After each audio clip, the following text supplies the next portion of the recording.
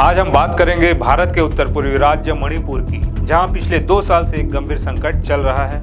ये संकट है कुकी समुदाय की अलग पहाड़ी राज्य की मांग और इसके कारण बढ़ती जातीय हिंसा की। 8 मार्च 2025 को मणिपुर के कांग पोकपी जिले में एक युवक की मौत ने इस आग में फिर से घी डाल दिया। सवाल ये है कि क्या मणिपुर में स्थायी शांति संभव है? क्या कुकी समुदाय की मांग जायज़ है और केंद्र सरकार इस मसले को कैसे सुलझाएगी? इस वीडियो में हम इन सवालों के जवाब ढूंढेंगे, तथ्यों को सामने रखेंगे और मणिपुर के इस जटिल संकट को समझाने की कोशिश करेंगे। तो चलिए शुरू करते हैं। मणिपुर भारत का एक खूबसूरत राज्य जो अपनी प्राकृतिक सुंदरता और समृद्ध संस्कृति के लिए जाना जाता है, पिछले कुछ सालों से हिंसा की चपेट में है। ये हिंसा शुरू हुई 3 मई 2023 को, जब मैतेई समुदाय को अनुसूचित जनजाति यानी एसटी का दर्जा देने की मांग के खिलाफ कुकी समुदाय ने आदिवासी एकता मार्च निकाला। इस मार्च के दौरान कुकी और मैतेई समुदायों के बीच झड़पें हुई, जो देखते ही देखते पूरे राज्य में फैल गई। बीबीसी और आज तक की रिपोर्ट्स के मुताबिक इस हिंसा में अब तक 250 से ज़्यादा लोग मारे जा चुके हैं, 60,000 से अधिक लोग विस्थापित हुए हैं और हजारों घर जलकर राख हो गए हैं। मणिपुर की भौगोलिक और जनसांख्यिक संरचना इस संकट को समझने की कुंजी है। राज्य का 10% हिस्सा घाटी में बसा है, जहां मैतेई समुदाय की बहुलता है।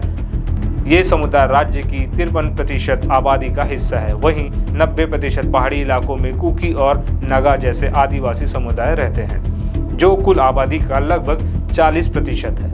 मैतेई समुदाय घाटी तक सीमित है और पहाड़ी क्षेत्रों में जमीन नहीं खरीद सकता, जबकि कुकी और नागा समुदाय पूरे राज्य में जमीन खरीद सकता है। इस असमानता ने दोनों समुदायों के बीच तनाव को जन्म दिया। कुकी समुदाय पिछले 2 सालों से लगातार एक अलग पहाड़ी राज्य या केंद्र शासित प्रदेश की मांग कर रहा है। उनकी ये मांग कोई नई नहीं है। 1990 के दशक में भी कुकी समुदाय ने कुकी लैंड की मांग की थी, जो भारत के भीतर एक स्वतंत्र राज्य की कल्पना थी। लेकिन 2023 की हिंसा ने इस मांग को और तेज कर दिया। कुकी समुदाय का कहना है कि मैतेई बहुल राज्य सरकार उनके हितों की रक्षा नहीं कर रही है। उनकी संस्कृति, भाषा और पहचान खतरे में है। हिंसा के बाद कुकी समुदाय के लिए इम्फाल घाटी में जाना असुरक्षित हो गया है। न्यूज़ 18 और आज तक की रिपोर्ट्स बताती है कि कुकी लोग अपने पहाड़ी इलाकों में ही सीमित है और मैतेई क्षेत्रों से उनका संपर्क टूट गया है। कांग पोकपी और चूरा चांदपुर जैसे कुकी बहुल जिलों में उन्होंने अपनी समानांतर व्यवस्था बना ली है। कुकी संगठनों जैसे indigenous tribal leaders forum ITLF और कुकी स्टूडेंट्स ऑर्गेनाइजेशन KSO का दावा है कि जब तक उनकी मांग पूरी नहीं होती, वे राज्य में सामान्य स्थिति बहाल नहीं होने देंगे। 8 मार्च 2025 को कांग पोकपी में हुई घटना इसका ताज़ा उदाहरण है। इस दिन कुकी प्रदर्शनकारियों ने फ्री मूवमेंट नीति का विरोध करते हुए सड़कें ब्लॉक कर दी। सुरक्षा बलों ने भीड़ को तितर-बितर करने के लिए बल प्रयोग किया, जिसमें एक युवक की मौत हो गई और 27 जवान घायल हुए। इसके बाद कुकी समुदाय ने शव लेने से इनकार कर दिया और पूरे जिले में बंद का ऐलान कर दिया। बाद में जिला प्रशासन की कोशिशों से शव परिवार को सौंपा गया, लेकिन तनाव अभी भी बरकरार है। केंद्र सरकार कुकी समुदाय की अलग राज्य की मांग को मानने के मूड में नहीं है। गृह मंत्रालय का मानना है कि इससे पूर्वोत्तर के अन्य राज्यों जैसे नागालैंड, मिजोरम और अरुणाचल में भी ऐसी मांगे उठ सकती है। मणिपुर एक रणनीतिक रूप से महत्वपूर्ण राज्य है जो म्यांमार से सटा हुआ है।